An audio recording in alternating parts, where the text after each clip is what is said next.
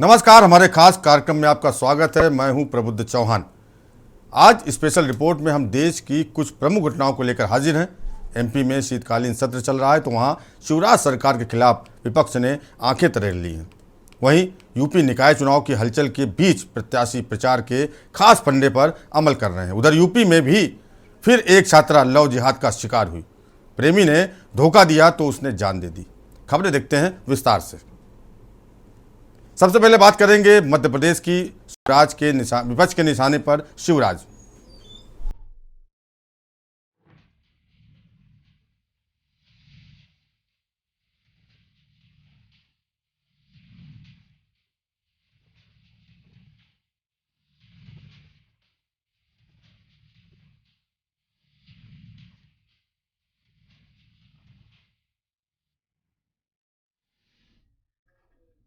मध्य प्रदेश विधानसभा के शीतकालीन सत्र की शुरुआत हो चुकी है।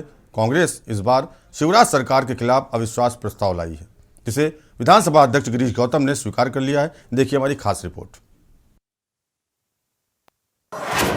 एमपी विधानसभा में हंगामा, शिवराज सरकार के खिलाफ विपक्ष के तेवर। कांग्रेस का विश्वास प्रस्ताव स्वीकार। 51 मुद्दों पर सदन में होगी चर्चा। करीब 104 पेज का आरोप पत्र तैयार। पक्ष और विपक्ष ने बनाई रणनीति। बुधवार को अविश्वास प्रस्ताव पर चर्चा होगी। वहीं इससे पहले मंगलवार के सत्र की शुरुआत हंगामेदार रही। कांग्रेस विधायकों ने सरकार पर जमकर निशाना साधा। विधानसभा का यह शीतकालीन सत्र सियासी माहौल गर्म करने वाला साबित हो रहा है। एक तरफ जहां कांग्रेस के सभी विधायक आक्रमण रणनीति बनाकर सरकार को घेरने में लगे हैं, तो दूसरी तरफ बीजेपी के विधायक भी लगातार सरकार के सवालों का जवाब देने में मुस्तैद हैं। विधानसभा के शीतकालीन सत्र का दूसरा दिन विपक्ष के हंगामे से गूंजता रहा। 100, 200, 400 से ज्यादा बिल नहीं आते थे। आज ये मेरे पास बिल हैं, ये कोई 15,000 है, कोई 20,000, 25,000 और ऐसे बिल है कि कनेक्शन है ही नहीं, लेकिन एक सीमा राठौर के नाम से 63,000 का बिल आ गया। इसके अलावा जो कॉलोनियाँ नहीं बसी हैं, उन कॉलोनियों में अस्थायी कनेक्शन देते हैं और स्थायी कनेक्शन नहीं देते। स्थायी कनेक्शन में पैसे कम लगते हैं। जो किसान हैं उनको भी अस्थायी कनेक्शन दे रहे हैं, जबकि उससे 1 साल का पैसा लेते हैं, 3 महीने उसको केवल बिजली का उपयोग करता है। दूसरा, जो गांव है आसपास पूरे मध्य प्रदेश में, उसमें बिजली कटौती की जा रही है। ये इन सब बातों का जवाब मंत्री जी ने वहाँ दिया नहीं। विधानसभा स्पीकर गिरीश गौतम ने विपक्ष के लाए अविश्वास प्रस्ताव को स्वीकार कर लिया। बता दें कि कांग्रेस ने 51 मुद्दों पर करीब 104 पेज का आरोप पत्र तैयार किया है। नेता प्रतिपक्ष डॉक्टर गोविंद सिंह ने विधायकों के साथ विधानसभा अध्यक्ष को आरोप पत्र सौंपा। विधानसभा आसदी के सामने, अध्यक्ष जी के सामने आदरणीय नेता प्रतिपक्ष जी ने मुख्यमंत्री पर, सरकार पर आरोप लगाकर अविश्वास का प्रस्ताव रखा है। नियम, कानून और प्रावधानों के अनुसार, परंपराओं के अनुसार लोकतंत्र में विपक्ष का, नेता प्रतिपक्ष का, विधायकों का, विपक्ष का अधिकार है कि कमियों के साथ सरकार के आरोप का सवाल पूछे और सरकार जवाब दे और उस पर जो सदन के सदस्य निर्णय ले और वो निर्णय सर माथे हो। हमें अपेक्षा है, हमें आशा है, विश्वास है कि वो अविश्वास का प्रस्ताव ग्राह्य होगा। अगर नहीं होता है तो मुझे विधानसभा की आसदी पर यह दुख होगा। नेता प्रतिपक्ष जी के सामने मैं बड़े दुख से और बड़ा माफी मांगते हुए अनुरोध करना चाहता हूं कि अध्यक्ष जी की भूमिका संदिग्ध होगी। जब अध्यक्ष जी की भूमिका ही संदिग्ध होगी तो सदन, ये लोकतंत्र का मंदिर, इसमें विपक्ष के विधायकों का है, विधायकों के अधिकारों की रक्षा कैसे होगी। हमें आशा है या तो विश्वास प्रस्ताव आज ग्रह होगा, अन्यथा अविश्वास आसदी के खिलाफ आएगा। बता दें कि विपक्ष ने सरकार को घेरने के लिए पूरी तैयारी कर रखी है। अब पोषण आहार घोटाला, शराब की अवैध बिक्री, महाकाल लोक, ईओडब्ल्यू की भूमिका, नेताओं की सुरक्षा और सम्मान में चूक, विपक्ष के विधायकों से भेदभाव, आदिवासियों के हितों की रक्षा में असफलता।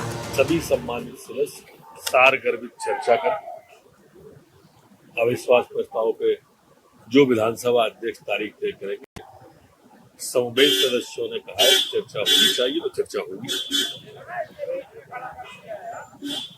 विधेयकों पर, सदन की कार्रवाई पर हमारे जो माननीय मुख्यमंत्री जी का जन सेवा अभियान चल रहा है उस पर विस्तार से बात हुई। स्पीकर की प्रति जो 83 लाख मध्य प्रदेश में एक साथ हुए, उन सब विषयों पर बातचीत की। प्रदेश की खराब होती वित्तीय व्यवस्था, सरकार पर लगातार बढ़ते कर्ज, कारम डैम राम वन गमन पथ को नष्ट करने, गौशालाओं की दुर्दशा, नल जल योजना में भ्रष्टाचार, अविवाहित बेटियों और विधवा महिलाओं को पेंशन न मिलने जैसे मुद्दों पर सदन में गर्मागर्म बहस होगी।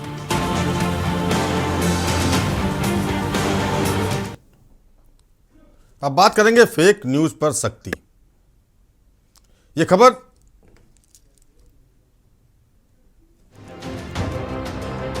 देर हो गई ना, तो मैं लगा इसलिए निकाल दिया।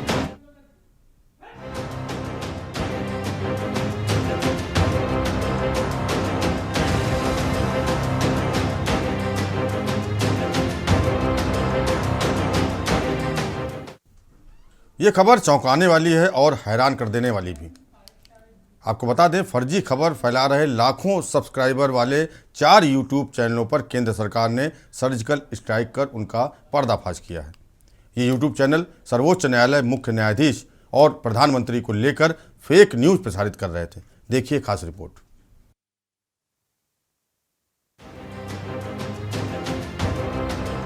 फेक न्यूज पर सूचना और प्रसारण मंत्रालय सख्त हो गया है। पीआईबी विभाग ने ये जानकारी देते हुए बताया कि फैक्ट चेक यूनिट ने 40 से अधिक तथ्य जांच की एक श्रृंखला में 3 यूट्यूब चैनलों का भंडाफोड़ किया है जो भारत में गलत सूचना फैला रहे थे। इन चैनलों के लगभग 33 लाख सब्सक्राइबर थे और उनके वीडियो, जिनमें से लगभग सभी झूठे पाए गए, को 30 करोड़ से अधिक बार देखा गया था। इन यूट्यूब चैनल के नाम न्यूज हेडलाइंस, सरकारी अपडेट और आज तक लाइव है। मंत्रालय ने एक अधिकारी के मुताबिक इन YouTube चैनलों में दावा किया जा रहा था कि मुख्य न्यायाधीश के आदेशानुसार चुनाव बैलेट पेपर से होंगे। एक वीडियो में कहा गया कि मुख्य न्यायाधीश ने प्रधानमंत्री के खिलाफ कड़ी कार्रवाई की है और उन्हें दोषी घोषित किया है। कुछ वीडियो में ये YouTube चैनल भारत के माननीय सर्वोच्च न्यायालय, भारत के माननीय मुख्य न्यायाधीश, सरकारी योजनाओं, इलेक्ट्रॉनिक वोटिंग मशीन, कृषि ऋण माफी आदि के बारे में झूठे और सनसनीखेज दावे फैला रहे थे। खाने पीने से लेकर पहनने ओढ़ने तक और सजने संवरने तक सभी सामान नकली मौजूद है। जी हाँ, जिसे कॉपी ब्रांड कहा जाता है और लोग उसे धड़ल्ले से इस्तेमाल कर रहे हैं। नकली विचार भी हो सकते हैं, लेकिन क्या कभी आपने आज से पहले कोई नकली खबर सुनी है? निश्चित तौर पर आपका जवाब नहीं में होगा। लेकिन इस क्षेत्र में भी अब नकली खबरें जो हैं प्रसारित और प्रचारित होने लगी हैं। ये हम नहीं कह रहे, बल्कि भारत सरकार का पीआईबी मंत्रालय इस बात की पुष्टि कर रहा है। भारत सरकार के पीआईबी मंत्रालय ने उन वेबसाइट, उन यूट्यूब चैनल पर कड़ी कार्रवाई की है जो नकली खबरें, नकली कंटेंट परोस रहे थे। बताया गया है कि यह पहली बार है जब पीआईबी ने झूठे दावों को फैलाने वाले पूरे यूट्यूब चैनल का पर्दाफाश किया है। इसके पहले ऐसा सोशल मीडिया पर अलग अलग पोस्ट के खिलाफ किया जाता था। यही नहीं, ये चैनल अपने वीडियो पर विज्ञापन दिखा रहे थे और यूट्यूब पर गलत सूचनाओं से कमाई कर रहे थे। बता दें कि सूचना एवं प्रसारण मंत्रालय द्वारा पिछले 1 साल में 100 से ज्यादा चैनलों को ब्लॉक किए जाने के बाद पीआईबी फैक्ट चेक यूनिट ने यह कार्रवाई की है। चौंक जाएंगे ये सुनकर कि इनकी प्रचार और प्रसार संख्या कितनी है। सिर्फ 4 यूट्यूब चैनल के 33 लाख से ज्यादा सब्सक्राइबर थे और इनके वीडियो को 4 करोड़ से ज्यादा लोगों ने देखा था। जी हाँ, और इन वीडियो पर, इन चैनल्स पर बाकायदा विज्ञापन भी लगाया जा रहा था और उस विज्ञापन से लाखों रुपए के वारे न्यारे भी हो रहे थे। पीआईबी मंत्रालय ने जब इनका फैक्ट चेक किया तो वो अचंभित था, वो एक आश्चर्यचकित कर देने वाला फैक्ट चेक सामने आया। उस फैक्ट चेक में ज़्यादातर खबरें फर्जी पाई गईं और यहाँ तक मुख्य न्यायाधीश, प्रधानमंत्री और देश के सर्वोच्च पदों पर बैठे लोगों के बारे में भी भ्रामक सूचनाएं, भ्रामक खबरें इन चैनल्स के जरिए प्रसारित की जा रही थीं। तो अगली खबर देखने से पहले आप भी इस बात को ज़रूर चेक कर लिएगा कि कहीं आप कोई नकली खबर तो नहीं देख रहे। लखनऊ में कैमरा पर्सन संदीप चौहान के साथ के न्यूज़ के लिए शबी हैदर। और यहाँ रुकेंगे छोटे ब्रेक के लिए। ब्रेक के बाद दिखाएंगे गुरु के प्रति उमड़ी श्रद्धा। आप देख रहे हैं के न्यूज़, खबरों का सारथी।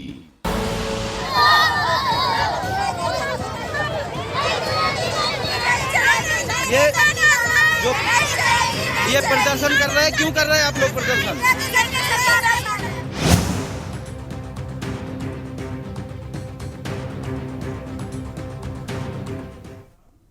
ब्रेक के बाद आपका स्वागत है। कन्नौज में गुरु शिष्य के समर्पण का एक मामला चर्चा में है। दरअसल सहायक अध्यापक के खिलाफ कार्रवाई से छात्र छात्राएं आहत हैं और वो अपना रोष जाहिर करने के लिए विवश हो गए। देखिए हमारी ये रिपोर्ट।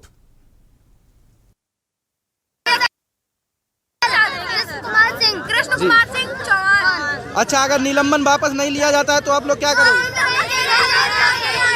गेट तोड़ देंगे, नहीं जाएंगे यहाँ से। कल कोई स्कूल नहीं आएगा। श्रद्धा समर्पण की मिसाल, गुरु के प्रति शिष्यों का समर्पण। अध्यापक पर कार्रवाई से भड़क उठे छात्र। आक्रोशित छात्र छात्राओं ने किया प्रदर्शन। प्रदर्शन के दौरान भावुक हुए बच्चे। निलंबन की कार्रवाई पर रोक लगाने की मांग।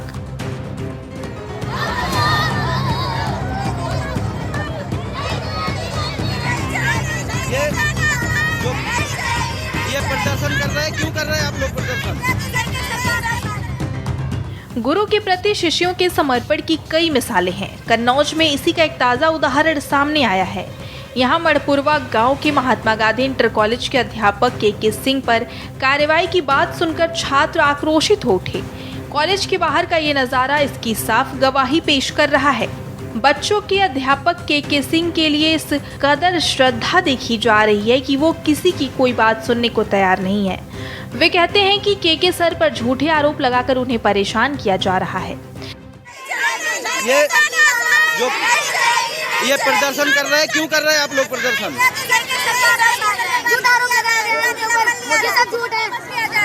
अच्छा, अगर उनको वापस नहीं लिया जाता तो क्या कर सकते हो? कुछ भी हो जाए, हम स्कूल लेंगे, कोई नहीं आएगा, यहीं पे खड़े रहेंगे, किसी को नहीं जाने देंगे यहाँ से। आप प्रबंधक से नाराज हो, सब लोग आक्रोश कर रहे हैं, उनको विरोध कर रहे हैं। बता दें कि छात्र छात्राओं ने विद्यालय के बाहर सड़क पर जाम लगा दिया और सहायक अध्यापक के सिंह निलंबन की कार्रवाई पर रोक लगाने की मांग उठाई। उनको जब ये बताया गया कि प्रधानाचार्य ने कार्रवाई वापस लेने का फैसला लिया है तो यह खबर सुनकर कई बच्चे भावुक हो गए। जो प्रिंसिपल साहब ने कहा है कि निलंबन वापस ले लिया, इस बात से आप खुश हैं नहीं? तो आप रो क्यों रही हैं?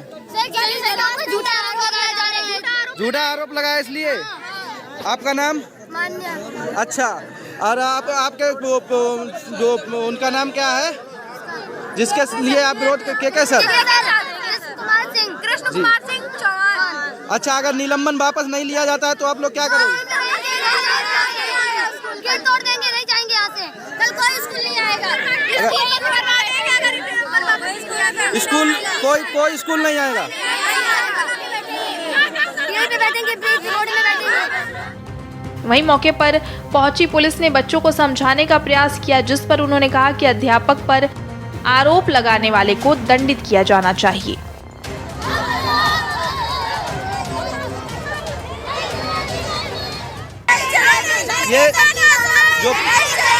ये प्रदर्शन कर रहे हैं, क्यों कर रहे हैं आप लोग प्रदर्शन?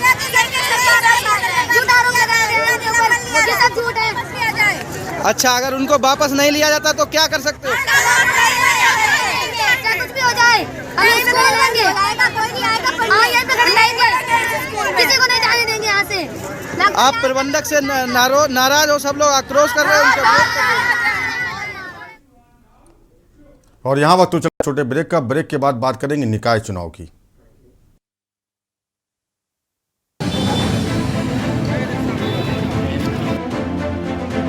कि हम इस शहर को अब ऊंचाई के बहुत ऊंचे मापदंड पर ले जाना चाहिए।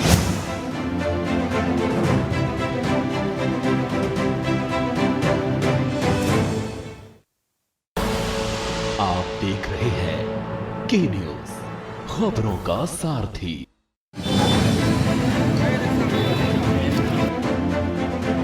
कि हम इस शहर को अब ऊंचाई के बहुत ऊंचे मापदंड पर ले जाना चाहिए।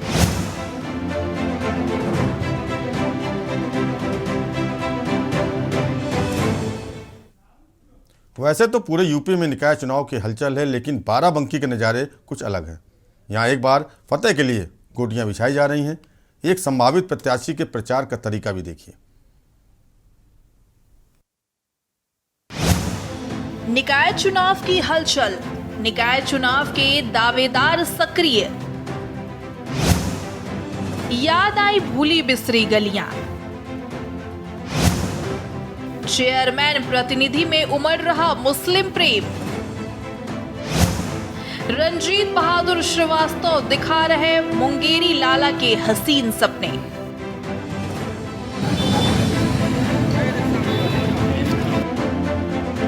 कि हम इस शहर को अब ऊंचाई के बहुत ऊंचे मापदंड पर ले जाना चाहिए। निकाय चुनाव में जीत के लिए गोटे बिछाई जा रही हैं। इसके लिए जनता को लुभाने के फंडे अमल में लाए जा रहे हैं।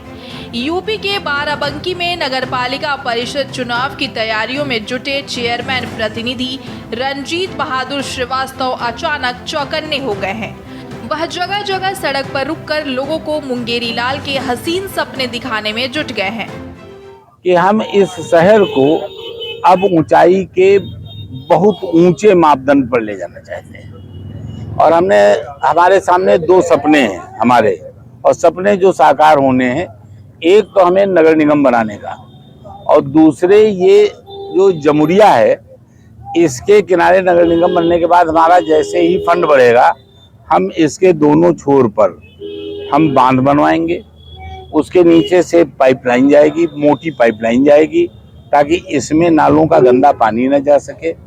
ये नदी थी पहले, वो नदी के स्वरूप में फिर आ जाए, सोते का स्वच्छ पानी इसमें बहे, लोगों के काम में आए और ये बाईपास का काम करे। ये प्रस्ताव ऐसे में, ये कोई चुनाव की बात नहीं है, ये प्रस्ताव मैंने बनाया है, बना करके शासन में भेजा है, मंजूरी के लिए पड़ा हुआ है। रंजीत बहादुर श्रीवास्तव और उनकी पत्नी के चेयरमैन पद का कार्यकाल 10 साल का रहा। बता दें कि भाजपा से चेयरमैनी का टिकट मांगने वालों की फहरिस्त भी काफी लंबी हो चली है। और तो और टिकट मांगने वालों में कई ऐसे असरदार नाम हैं जिन्हें भाजपा मैदान में उतार सकती है। ऐसे में अब उनके राजनीतिक भविष्य पर संकट खड़ा होता दिख रहा है। शायद यही वजह है कि मुस्लिमों के लिए हमेशा जहर उगलने वाले रंजीत के व्यवहार में तब्दीली नजर आ रही है। अचानक वो मुस्लिमों को अपना खालाजात भाई बता रहे हैं। इन लोगों ने हमारा कलंक मिटा दिया चेयरमैन बना करके। आज की तारीख में पूरा जिला कहता है कि ये बच्चे जो जा रहे हैं चेयरमैन साहब के बच्चे जा रहे हैं। ये इन्होंने हमारे ऊपर एहसान किया, ये कर्ज इन्होंने हमको दिया। आज हम इस लायक हो गए हैं कि हम इनके लिए कुछ कर दें, हमारा कर्जा उतर जाए, हमारा कर्जा उतर जाए। इन्होंने हमारे ऊपर कर्जा लादा है, अब हम कर्जा उतारना चाहते हैं, तो क्यों नहीं देंगे, क्यों नहीं साथ देंगे? कर्जा उतारिए आप। तो उतारेंगे तो वही है कि रंजीत बहादुर वो चीज है कि हो सकता है कि इन लोगों के दिमाग में दो चीजें सामने होगी, एक रंजीत का चेहरा होगा, एक कमल का निशान होगा। अगर इनको रंजीत का चेहरा नजर आ जाएगा तो ये हमको वोट दे देंगे, अगर उसमें कमल दिख जाएगा तो हो सकता न दे। नगर निकाय चुनाव को लेकर राजनीतिक दलों के नेता अपनी अपनी दावेदारी पेश कर होर्डिंग्स और बैनर लगवाकर ताल ठोक रहे हैं। हालांकि किस पार्टी से किस नेता को टिकट मिलेगा यह तो समय बताएगा, लेकिन वर्तमान चेयरमैन की पार्टी भाजपा से टिकट मांगने वालों की लिस्ट काफी लंबी है। ऐसे में भाजपा में अंदर खाने रंजीत बहादुर श्रीवास्तव और उनके परिवार को तीसरी बार चेयरमैनी के टिकट को लेकर विरोध शुरू हो गया है।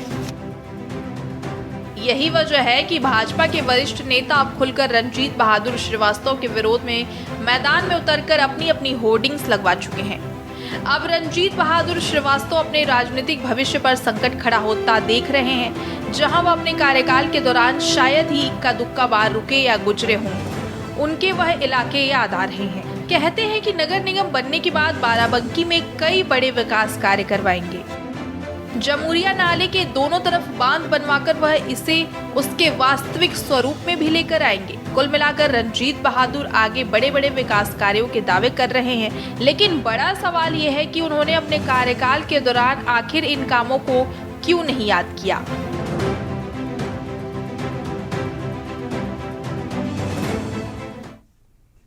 और अब आखिर में बात लव जिहाद की। लव जिहाद ने एक और छात्रा की जान ले ली।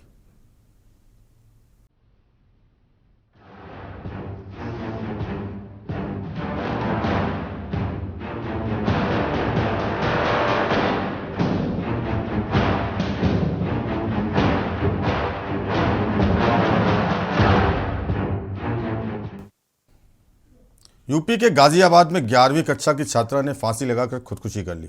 मामला खोड़ा इलाके का है। दरअसल छात्रा के प्रेमी ने सोशल मीडिया में वीडियो वायरल कर दिया था। वीडियो के वायरल होने के चलते मृतका का पूरा परिवार सदमे में था।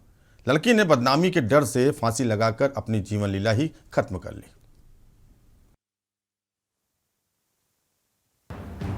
गाजियाबाद के खोड़ा थाना क्षेत्र में लव जिहाद के बाद छात्रा की मौत का मामला तूल पकड़ रहा है।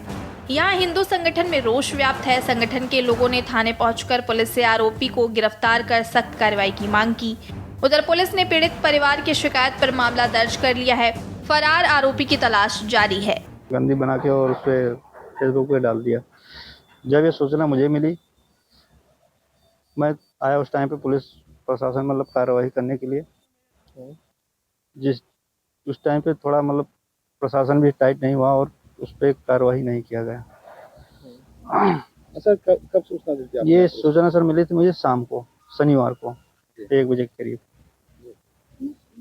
आपने पुलिस को कब सूचना दी थी सर? उसी दिन आया था 6 बजे के करीब। तो सर क्या रिएक्शन रहा पुलिस का उस समय? पुलिस ने यही बोला कि मामला कुछ दिल्ली का पड़ता है, इसलिए आप पहले मुलजिम को ढूंढिए और मुलजिम मिलता है फिर कार्रवाई की जाएगी। हिंदू संगठन से जुड़े खोड़ा निवासी विकास मिश्रा के मुताबिक दूसरे समुदाय के लड़के इरफान ने छात्रा को अपने प्रेम जाल में फंसाकर उसके साथ अश्लील कृत्य करते हुए एक वीडियो बना लिया था। उसी वीडियो के वायरल होने के चलते मृतका का पूरा परिवार सदमे में था। आखिर पीड़िता ने आत्मघाती कदम उठा लिया। इस छात्रा की वीडियो, आपत्तिजनक वीडियो किसी इरफान नाम के व्यक्ति द्वारा सोशल मीडिया पर जारी कर दी गई थी, जिसके बाद बवाल हुआ था और कार्यकर्ताओं से संज्ञान में लेने के बाद पता चला कि वो बहुत ज़्यादा ही आपत्तिजनक वीडियो थी। उसके बाद परिवारजनों को सूचना मिली और आज जानकारी ये मिली है कि उन्होंने आत्महत्या कर ली, फांसी लगा ली। इरफान की जानकारी ली गई। इरफान के बारे में पता किया गया कई कार्यकर्ताओं से। गांजा पीने वाला नशेड़ी किस्म का आदमी था और इरफान के कई सारे मित्र ऐसे हैं जो, आपको पता है सरकारी स्कूल की छुट्टी 12 साढ़े 12 बजे के आसपास होती है, तो इन चौराहों पे, सभी चौराहों पे मुस्लिम लड़कों एक झुंड बना के खड़े रहते हैं और लड़कियों को घर तक पीछा करते हैं। क्योंकि आपको जानते हो कि माँ और पिताजी दोनों नौकरी कर रहे होते हैं और लड़की घर में शिकायत करे तो उनकी पढ़ाई कट जाती है। पुलिस कैसे अपनी कार्रवाई कर रही है? पुलिस ने हमें आश्वासन दिया है कि पूरी इसकी सत्यता पे पूरी जाँच होगी और जितनी ज़्यादा जरूरत होगी उससे जरूरत से ज़्यादा कार्रवाई करी जाएगी।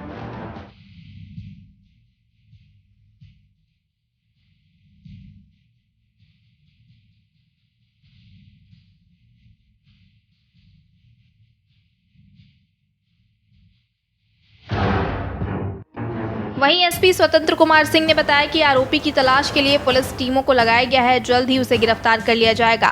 पोस्टमार्टम रिपोर्ट आने के बाद आगे की कार्रवाई की जाएगी। आज रात्रि 9 बजे खोड़ा पुलिस को यह सूचना मिलती है कि एक युवती द्वारा फांसी लगाकर आत्महत्या कर ली गई है। तत्काल खोड़ा पुलिस मौके पर पहुंचती है और 100 को कब्जे में लेके आगे की वैधानिक कार्रवाई की गई। इसके साथ ही पिता द्वारा तहरीर प्राप्त की गई और मुकदमा पंजीकृत कराया गया। पिता द्वारा दी गई तहरीर के अनुसार युवती का वीडियो सोशल मीडिया पे वायरल हो रहा था, जिससे क्षुब्ध होकर लड़की द्वारा आत्महत्या कारित की गई है। तत्काल सर्व संबंधित की गिरफ्तारी हेतु 6 टीमों का गठन किया गया है और उनकी गिरफ्तारी के लिए लगातार दबिश की जा रही है। जल्द ही उनकी गिरफ्तारी कर आगे की वैधानिक कार्रवाई की जाएगी। बता दें कि मामला थाने पहुंचने की भनक लगते ही आरोपी का पूरा परिवार फरार है। अब देखने वाली बात ये होगी कि आखिर पुलिस कब तक आरोपी को